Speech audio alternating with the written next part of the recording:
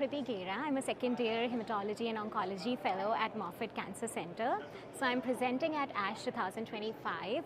We looked at the real-world outcomes of asciminib in relapsed refractory Philadelphia chromosome-positive B-cell acute lymphocytic leukemia and blast phase CML. So as we all know, asciminib is a first-in-class STAMP inhibitor with distinct activity against BCR-ABL1 mutation, including T315I and other resistant mutations. While we know that its efficacy is well established in chronic phase CML, we don't have much data for ALL and CML in blast phase. So this is the gap we tried to achieve with this study. So the objective was just to look at the safety, efficacy, and tolerability of asciminib in adults with relapsed refractory Philadelphia chromosome-positive B-cell ALL and blast phase CML. It is a retrospective study. We looked at 20 adult patients, out of which 11 were ALL patients and 9 were CML myeloid blast patients. They were treated between 2021 to 2025. And as you can see, the baseline characteristics, median age was 57.5 years. And these are all the patients who received different prior TKIs, so all of them, and most of the patients had received ponatinib, 18 out of 20.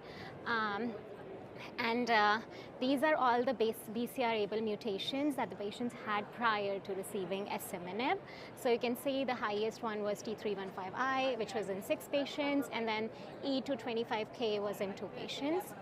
And so we looked at the dosing. The starting dose ranged from 40 to 400 milligram per day in either daily dose or a divided dose, and the median dose was 80 milligrams. 7 patients actually underwent dose escalation, and the median final dose of 160 milligrams. In the T315I cohort, initial dosing was 80 milligrams, so higher than the normal cohort, and 80 milligrams, 160 milligrams, and 400 milligrams in 1 patient, 3 patients, and 2 patients respectively. And 4 out of 6 patients were actually escalated to the 400 milligram dosing. Overall safety, asciminib was well tolerated. We saw some grade 3 events, but only 1 patient actually had grade 4 neutropenia, for which the asciminib was discontinued. In terms of efficacy, 9 out of 20 patients actually achieved a successful molecular response, and I would want to at least explain what the successful molecular response is. So it was defined as achievement of major molecular response, that is BCR-ABL1 less than 0.1%, and for the B-ALL patient, we used MRD negativity by clonoSEQ as a successful response. Then looking at these graphs, dividing by B-cell ALL and myeloid blast phase CML, 64% patients with ALL actually had successful response, and 22% had in the CML group. These are another graph to look at different groups. So in the ponatinib-refractory group, the response rate was 35%, and the ponatinib-intolerant group was 50%. Overall, with ponatinib was 39%. And these are also looking at groups based on mutations.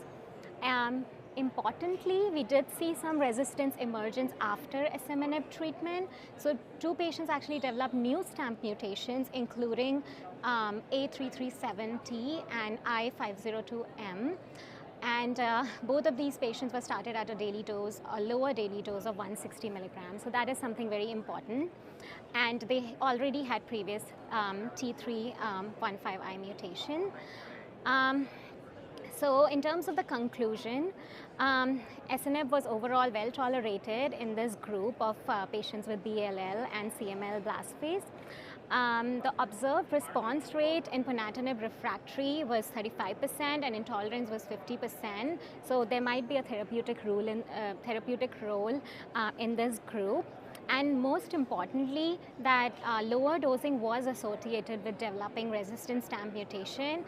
This is something that should be further investigated in prospective studies and other retrospective studies. Thank you.